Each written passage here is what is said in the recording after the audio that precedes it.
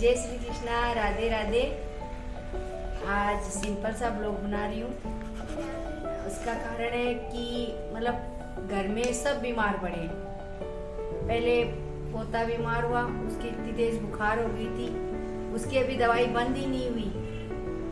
और लड्डू बीमार हो गई, तो ये बीमार हुई तो इसको क्या पहले 20-25 दिन पहले टाइफाइड निकला था। और रात मतलब फिर ठीक तो हो गई टाइफाइड में, तो 20-25 दिन हो गई शायद। लेकिन रात को अचानक बुखार हुई, बुखार भी 104 डिग्री। तो इसको बुखार की दवाई थी वो दी, देने के बाद भी बुखार नहीं उतरी। कम से कम 12:30 बज रही होगी उस टाइम। फिर डॉक्टर को फोन लगाया रात को, इतनी रात को डॉक्टर तो मिलता नहीं है, असिस्टेंट डॉक्टर था। तो उसने कहा कि भाई वो जो जितनी 5 ml डोज दी है ना दवाई की, वापस और आधा घंटा का भी गैप नहीं हुआ और दूसरी डोज दी इसको। फिर उसने कहा ठंडे पानी की पट्टियां करो, तो पट्टी भी की, लेकिन उससे भी उसको कोई फर्क नहीं पड़ा। और भी कोई बीमार है घर में। हाँ, और इसके बाद देखो अभी दिखाती हूँ आपको। देखो लेके राम, फिर मेरा नाम नहीं लिया। दिखा ओ लड्डू, ओए ओए ओए। ये देखो लेटी है। और मेरी बेटी वो भी इतनी मतलब खांसी सर्दी जुकाम, जबकि यहाँ सूरत में इतनी ठंड भी नहीं है, रात को पंखे चलते हैं, फिर भी पता नहीं कहाँ से इनको सर्दी लगी। तो परिवार में कोई बीमार होता है ना, तो फिर मन ही नहीं करता, कुछ बनाने का मन ही नहीं करता। और इसकी तो ऐसी हालत हो गई थी, मैं इसके लिए थी इसलिए डर गई कि पहले टाइफाइड हुआ था इसको 25 दिन पहले, तो मुझे लगा कहीं फिर से कुछ ऐसा तो नहीं हो गया, मैं ज़्यादा डर गई थी। फिर बाद में इसको आधे घंटे बाद फिर बुखार की दवाई दी, तो फिर इसके है ना उस दवाई से कोई फर्क नहीं पड़ा। फिर रात को 1 बजे हमने वापस हॉस्पिटल कॉल किया कि भाई कोई पट्टी भी की थी नमक डाल के ठंडे पानी की, जबकि इसको सर्दी जुकाम लगी है। पर डॉक्टर ने कहा, कॉल से ही बताया कि भाई करो पट्टी, कोई बात नहीं, बुखार उतरनी जरूरी है। तो फिर इसको रात को 1 बजे फिर कॉल किया, भाई नहीं उतर रही। तो इसको 1 बजे फिर डॉक्टर के वहाँ लेके गए, तो उन्होंने फिर इसको दूसरी दवाई दी बुखार की कि ये दवाई लो और इसको दो। तो वो दवाई लेकर आए घर पर, और आने के बाद मतलब 1 घंटे के अंदर इसको 3 बार बुखार की दवाई दे दी। जबकि आपको तो पता है कि बुखार की दवाई में कम से कम 4-5 घंटे का वो अंतर चाहिए, पर डॉक्टर ने कहा ये नहीं देखा जाता, बुखार उतरना जरूरी होता है। तो इसको 1 घंटे के अंदर अंदर दी। ऐसे करते करते रात को 2:30 बज गई। फिर कैसे तैसे करके इसकी बुखार तो ठीक हुई, लेकिन बाद में 2:30 बजे इसको उल्टियाँ होना चालू हुई। थोड़ी इसका जी घबराया होगा, क्योंकि ओवरडोज चली गई ना दवाइयों की, तो उससे इसका जी घबराने लग गया। थोड़ी उल्टी करती रही, सुबह 6 बजे तक करती रही। तो मैं तो क्या 2:30 बजे इसकी बुखार उतरी, उसके बाद मैं तो अलग आके सो गई। इसकी मम्मी ने मेरे को बताया नहीं इस तरह से उल्टी हुई। और रात को 2-2:30 बजे इसका पेट दुखना चालू हो गया, और पेट भी इतनी भयानक दुखा, मेरे को पता ही नहीं। पूरी रात ना ये सोई ना इसकी मम्मी सोई, और 2:30 बजे बाद में सोई। फिर सुबह उठ के आई तो बोला कि माँ मेरा इतनी तेज पेट दुख रहा, मतलब ऐसे क्या बताऊं मैं आपको, इससे सहन ही नहीं हो रहा था। बुरी तरह से उछाले खाने लग गई पेट की वजह से। अब डॉक्टर तो इतनी सुबह आता नहीं है, 10-10:30 बजे आता है। असिस्टेंट डॉक्टर को रात को दिखा के ही लाए थे।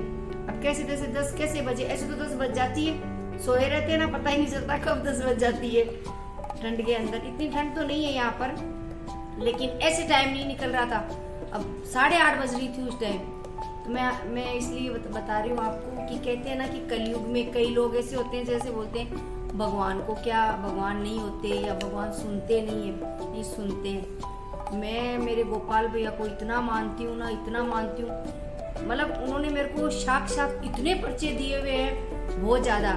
लेकिन जब मैं बताती हूँ ना, मतलब शादी के पहले भाई ऐसे ऐसे हमारे घर में एक बार गाय बीमार हो गई थी, तो डॉक्टर आया, तो डॉक्टर ने कहा कि भाई अब गाय बचेगी ही नहीं। उसके आफरा आ गया था पेट के, और पेट इतना फूल गया था। तो डॉक्टर ने कहा कि भाई है ना कोई इलाज नहीं, इंजेक्शन लगाया, बोले 10-15, और ऊपर वाली सांस होते हैं ना वो गाय लेने लग गई थी। तो उस टाइम भी मैं इतना रोई 5 मिनट। गोपाल भैया की वहाँ हमारे मतलब है मंडी भी, इतनी तस्वीर है गोपाल भैया की, राधा भाभी माँ, रुक्मणी भाभी माँ की, तो मैं बहुत रोई। तो आपको यकीन नहीं होगा 5 मिनट में रोई। इतने में तो मेरी भाभू है वो आके बोली कि है ना गाय बैठी हो गई। और भी इतने पर्चे दिए, अगर मैं आपको बताने बैठूंगी ना तो आप यकीन करो या नहीं करो, लेकिन मुझे पता है इतने पर्चे दिए हुए ना, मैं आपको बता नहीं सकती। और मैं जब मेरे हस्बैंड को बताती हूँ ना तो उनको ऐसा लगता है कि वो मतलब मानते ही नहीं है मेरी बात, लेकिन आज उन्होंने भी देखा और मैं इसीलिए बना रही हूँ कि कभी आप लोग सब अगर मानते तो होंगे ही, लेकिन कभी इस तरह से दिल से पुकारे ना तो सचमुच डॉक्टर भी क्या करे।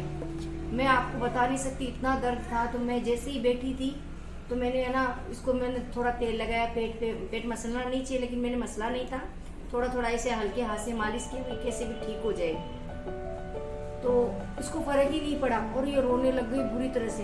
मैं भी इतना घबरा गई, मैं आपको क्या बताऊं। फिर मैंने तो वही मेरे गोपाल भैया को याद किया और इसके पेट पे ऐसे हाथ रख के जहाँ इसका दुख रहा था ना, और इतनी जोर जोर से मैं ओम नमः भगवते वासुदेवाय, ओम नमः भगवते वासुदेवाय, इतनी जोर जोर से मैं जाप करने लगी आंख बंद करके। और मैंने जो सिक्कर के अंदर हमारे मतलब गोपाल भैया का मंदिर है ना, गोपीनाथ राजा का, मैं मतलब बचपन से मैं उनके ही राखी बांधती हूँ कि हम 5 बहनें हैं, भाई हुआ बाद में। तो मैं मतलब हम सब बहनें हैं, मैं ही नहीं, सबसे पहले मैंने बांधना चालू किया।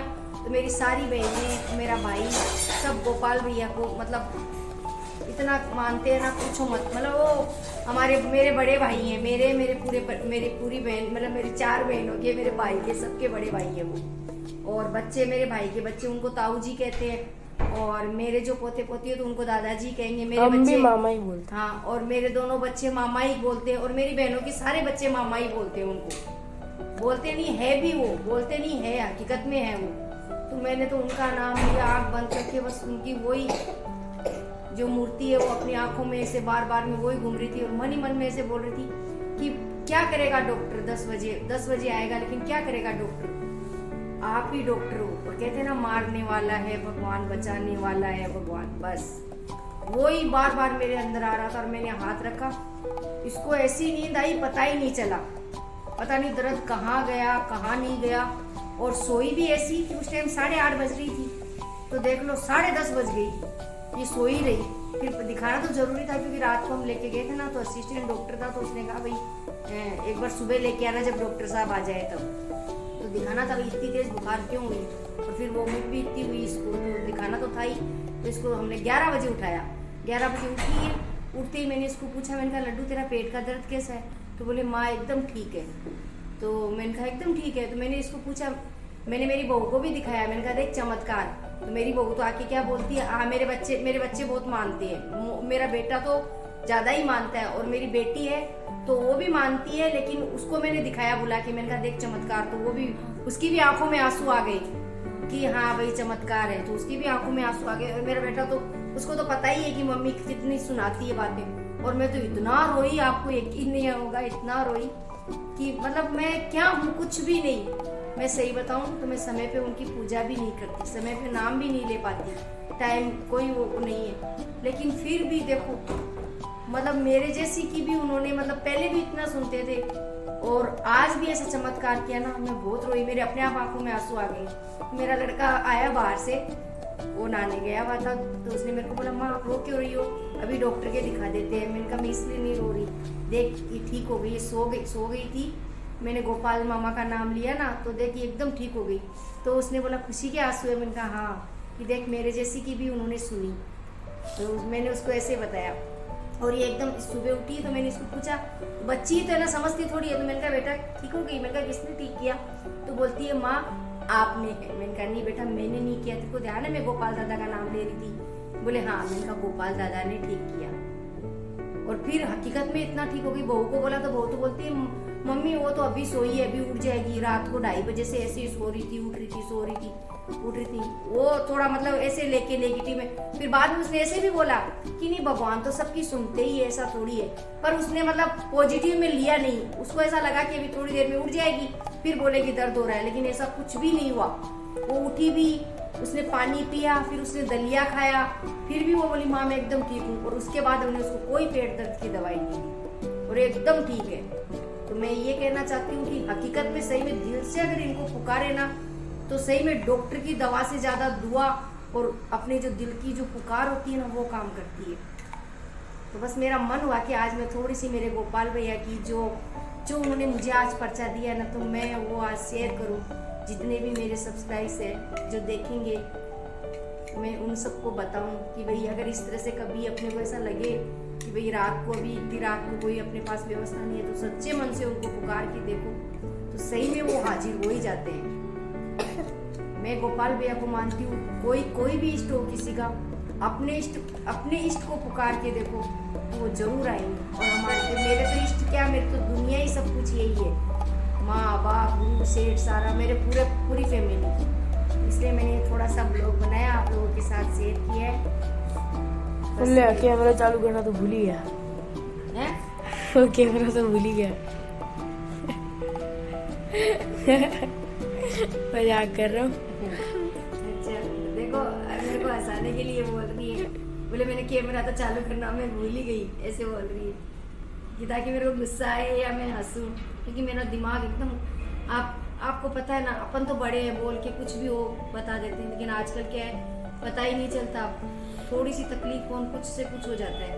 और फिर बच्चों की तबीयत खराब होना वो तो मैं सहन ही नहीं कर पाती। तो घर में ऐसा माहौल हो गया ना, पहले सबसे पहले किसी को टाइफाइड हुआ, और अभी देखो ये खांस रही है ना, इसको खांसी सर्दी जुकाम, जबकि सर्दी है ही नहीं, और राजस्थान में तो चल जाए तो पता नहीं क्या हो। तो इसीलिए राजस्थान जाने का ही नहीं। इसलिए आज मैंने मन अच्छा होना, ऐसे मन में खुशी होना, तो मन करता है कोई अपन खाने का ब्लॉग बनाए, या फिर कोई कॉमेडी ब्लॉग बनाए, या कहीं घूमने जाए वो बनाए। लेकिन जब मन अच्छा नहीं हो तो कुछ बनाने का नहीं, मन ही नहीं करता है। ये भी मैंने क्यों बनाया ब्लॉग, क्योंकि बस मेरे गोपाल भैया के लिए मेरे को बताना था, इसलिए मैंने बनाया। और मैं ये भी कहना चाहती हूँ आप लोगों को कि भाई जिस तरह से मेरे को भगवान ने पर्चा दिया, उस तरह से अगर किसी